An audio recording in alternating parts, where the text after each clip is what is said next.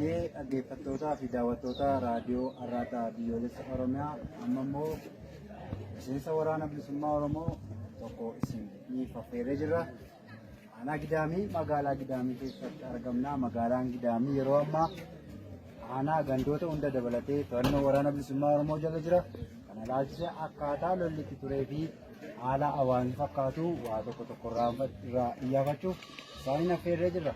Ayyee maqaan keessan ibsuudhaan gaaffilee keenyatti fuudhaa jaaleenyuu isiniin jira. Ayyee jaaldaandii sabaa yeroo ammaa magaalaa Gidaamii keessa jirtu. Magaalaan Gidaamii akka waliigalaatti aanicha dabalatee yeroo garaa garaatti sochiin diinaa harcaatota waraanaa PP hedduun taasifamaa ture. Akkamiin naannoo kana dhuunfattan dhuunfannaa keessan kanaan immoo haala hawaasa keessa jiru maal fakkaata? Ini kun waa'ee kana dhuunfatu gaafaan ibsu wanta salphaadhaan kan dhuunfanne hojiin bal'aan kan hojjetame uummata Oromoo parasantii 99.9 ol kan ta'u wal quba qabnaa, waliin hojjannaa, odeessa qabnaa gara ji'a 3 turreera jechuudha. Gara Qambarrii kan jedhamu gara Qeellamiin gara Burii kana keessa turree haala diinaa ilaallee lola sa'aatii 3 nutti hin fudhanne jechuudha Gidaamii dhuunfatuudha. Ayyee miira hawaasni guyyaa sanatti isin simate maal fakkaatan? Wiirtuun kun wiirtuu diinni keessa socho'aa turedha. Uummata Oromoof waraana bilisummaa Oromoo addaan kutuuf olola garaa garaa ture. Yeroo magaalaa seentan akkamiin isin simate? Miirri gammachuun hawaasaa maal fakkaata? Maal daawwattan? Inni kun waan baay'ee nama dhibudha. Waan baay'ee nama dhibudha. Uummanni Oromoodha. Kaleessas deengaddas quba qabna keessa jirra wanta ta'eef gammachuu baay'ee nutti qaba.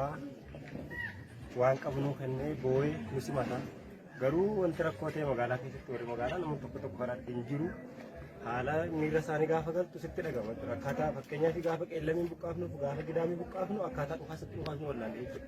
Uummanni niyyaa inni kun ni dichaa inni kun ni sirbaa baay'ee hamilee namatti godha. Ani wanti qabsoo bilisummaa Oromoo keessatti wanti hamilee namatti godhe egan gabbeen arge mi'aa qabsoo bilisummaa Oromoo egan gabbee. Uummanni Oromoo akkam akka roorrifame akkam akka dhaaba kana jaallatu akkam wareegama kaffalu akka barbaadu hawwii akkam akka qabu hamilee waan namatti godhaati.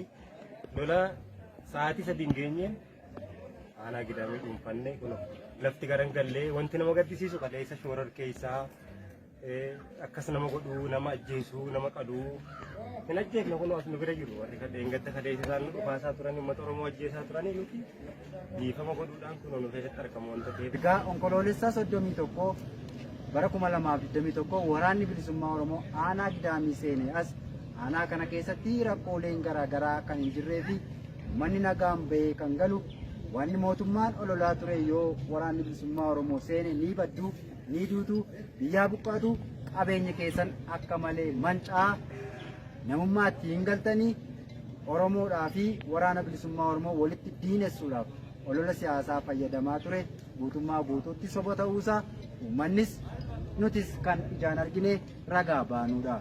Kanaaf aanaan Gidaamii gaafa kaatu qabsoon bilisummaa Oromoo duukaan hiikaati. Uummanni aanaa Gidaamii yeroo ammaatti guyyaa waraanni bilisummaa Oromoo diina gugsee aree mooraadhaa baasee kaasee miira gammachuu keessa akka jiruu fi bilisummaan amma akka aanaa Gidaamiitti argamee akka guutuu biyyaatti akka guutuu Oromiyaatti Oromiyaan walaboomtee mootummaa mataa ishee ijaarrattee akka gad dhaabbattu fedhii guddaa akka qaban akka ta'e jiraattonni aanichaa ni dubbatu. Egaan kabajamoo dhaggeeffattoota raadiyoo Arraata biyyoolessa Oromiyaa kana isin daawwachiisne iddoolee garaa garaas namootas dubbisuudhaan waan aanaan Gidaamii fakkaatu isiniif dhiyeessuu itti fufnaa. Qophiin kana qopheessee kan isiniif dhiyeessaa jiru ogeessota raadiyoo Arraata biyyoolessa Oromiyaa waliin ani Daandii Lamootii qophiilee keenyaaf waliin turtii gaarii.